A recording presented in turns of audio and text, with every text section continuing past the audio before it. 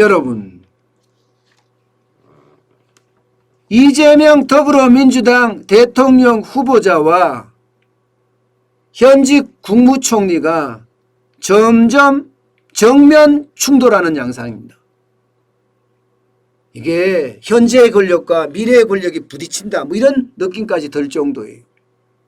심지어 청와대에서 이재명 더불어민주당 대통령 후보자의 손을 좀 들어줬는데도 김부겸 국무총리는 지금 소신을 굽히지 않고 있습니다.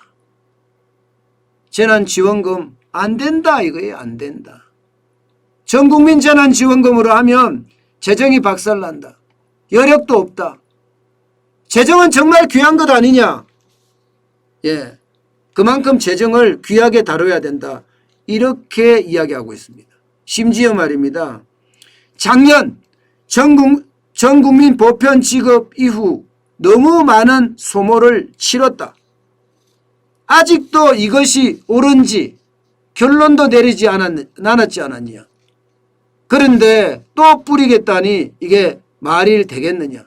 전국민 재난지원금을 연내에 지급하려면 추경을 해야 되는데 그럴 수는 없다. 이렇게까지 아주 강력하게 반발했습니다. 저는 이렇게 생각을 합니다. 저도 개인적으로 김부겸 국무총리를 개인적으로도 잘 압니다. 아주 강단 있습니다. 한번 마음먹은 건 굽히지 않습니다. 저는 이런 이야기가 홍남기 경제부총리는 여기에 덩달아서 이야기를 하고 있지만 홍백기 이런 말 하잖아요. 저는 김부겸 국무총리가 김백기가 되지는 않을 것 같습니다. 어떤 식이든 본인의 어떤 소신을 계속 지키지 않을까.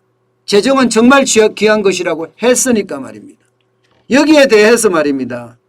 이재명 더불어민주당 대통령 후보자는요.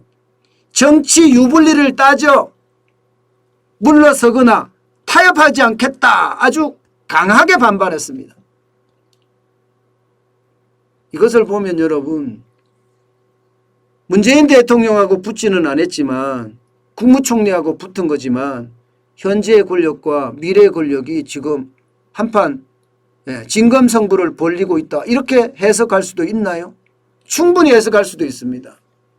저는 이 김부겸 국무총리와 대통령 후보자의 어떤 정면 충돌이 앞으로 대한민국 부채에 대한 어떤 자각도라고 할까요? 무조건 뿌려야 된다는 인식, 포퓰리즘에 대한 인식이 약간이라도 변해지지 않을까 저는 그런 생각을 해봅니다. 사실 여러분도 알다시피 이재명 더불어민주당 후보자는요. 돈 뿌리겠다 했잖아요. 지금 400조나 뿌려놨습니다. 지금까지. 문재인 정부 들어와서. 400조가 적은 돈이 아니잖아요. 지금 김부겸 국무총리 입장에서는요. 407조 8천억 원이나 되는 이 수많은 돈 뿌리기가 아마 국무총리로서의 부담이 될 수도 있을 거예요. 나름대로는 원칙주의자이니까 말입니다. 저는 이렇게 돈을 많이 뿌렸는데 이재명 대통령 후보가 또 뿌리겠다. 내년에 1인당 30만에서 50만 심지어는 이재명 캠프에 책사라고 이야기하는 최백은 건국대학교 경제학과 교수 그분은 100만 원으로 상향할 수도 있다 이렇게 이야기합니다.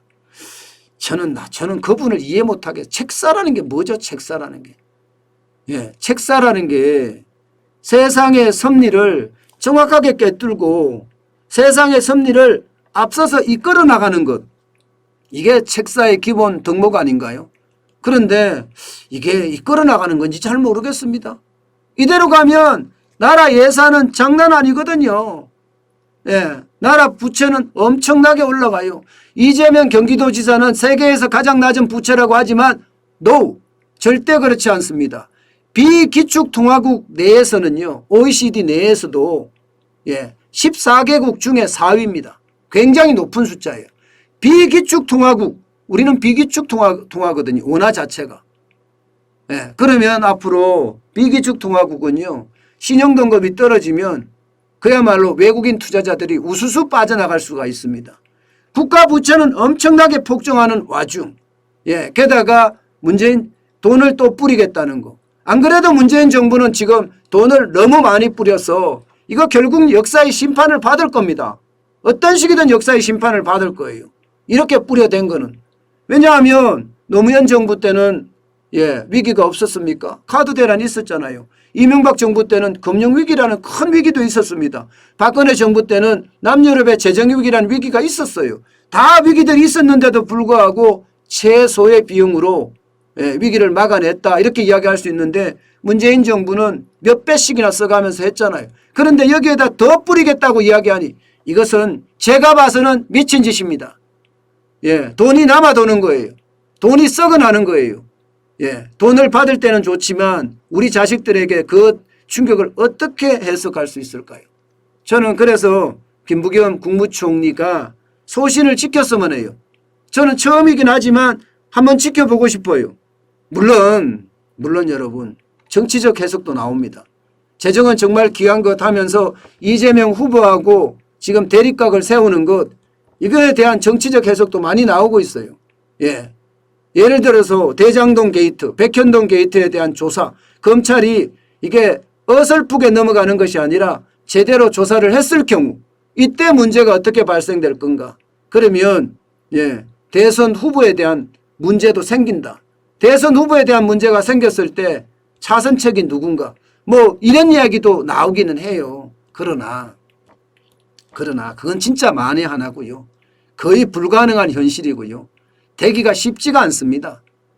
지금 127일인가요? 127일인가 126일인가 남은 내년 대통령 선거가 3월 9일인데 그게 쉽겠습니까?